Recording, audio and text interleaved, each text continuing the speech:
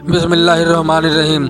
नबी पाक सल्लल्लाहु ताला अलैहि वसल्लम ने मियाँ बीवी का तज़किरा करते हुए औरतों को बताया कि अगर शरीयत में किसी और को सजदा करने की इजाज़त होती तो मैं औरतों को हुक्म देता कि वो अपने शौहर को सजदा करे। हदीस पाक में आता है कि जो औरत फ़राइज को पूरा करने वाली हो और उसे ऐसी हालत में मौत आ जाए कि उसका शौहर उससे खुश हो तो अल्लाह ताला उसके लिए जन्नत का दरवाज़ा खोलते हैं ताकि वो बग़ैर हिसाब किताब के जन्नत में दाखिल हो सके। ये भी कहा गया है कि अगर किसी औरत से उसका शौहर जायज़ वजह से नाराज़ हो और वो औरत जिद करके खामोश रहे और शौहर ऐसी हालत में सो जाए तो सारी रात अल्लाह के फरिश्ते उस औरत पर लानत बरसाते हैं। गोया शौहर की खुशी में अल्लाह ताला की खुशी को शामिल कर दिया गया। शौहर की इताअत और फर्माबरदारी में सहाबी औरतों के वाक़ियात बड़े अजीब है। एक सहाबिया रजी अल्लाह अन्हो के यहाँ बेटा पैदा हुआ। शौहर जिहाद पर गया हुआ है। जिस दिन शौहर को आना है उस दिन चंद घंटे पहले बेटा मर गया।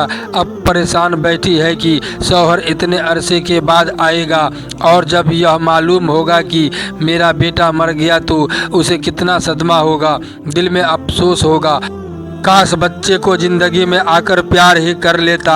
जब वो सहाबी औरत बहुत परेशान हुई तो उसने बच्चे को नहला धुलाकर कपड़ा डालकर चारपाई पर रख दिया, किसी को इत्तला न दी। शौहर घर आया तो पूछा कि क्या हुआ। बताया कि अल्लाह ने बेटा दिया।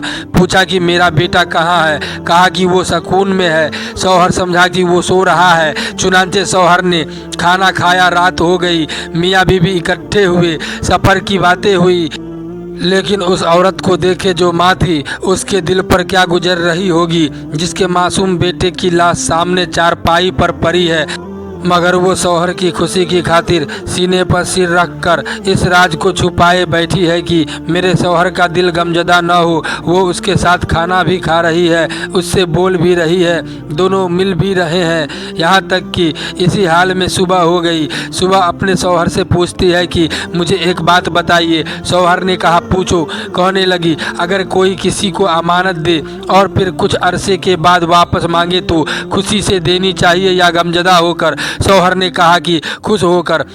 कहा कि अच्छा, आपको भी अल्लाह ने अमानत दी थी। आपके आने से कुछ देर पहले अल्लाह ने वो अमानत वापस ले ली। अब जाइए और खुशी खुशी अल्लाह के हवाले कर दीजिए। अल्लाहु अकबर। उस सहाबी औरत ने शौहर के हुकूक और उसकी खिदमत का हक अदा कर दिया। सुबह उनके शौहर रसूलुल्लाह सल्लल्लाहु ताला अलैहि वसल्लम की खिदमत में हाजिर हुए और कहा कि ए अल्लाह के नबी, मेरे घर में ये मामला हुआ। मेरी बीवी ने मेरी खुशी की खातिर इतना सब्र किया। अल्लाह के नबी ने दुआ दी। चुनांचे अल्लाह ने उस रात में बरकत डाली और वो औरत अपने शौहर से मिलने की वजह से हामिला हुई। अल्लाह ने उनको एक और बेटा अता किया जो हाफिज कुरान बना और हाफिज हदीस भी बना।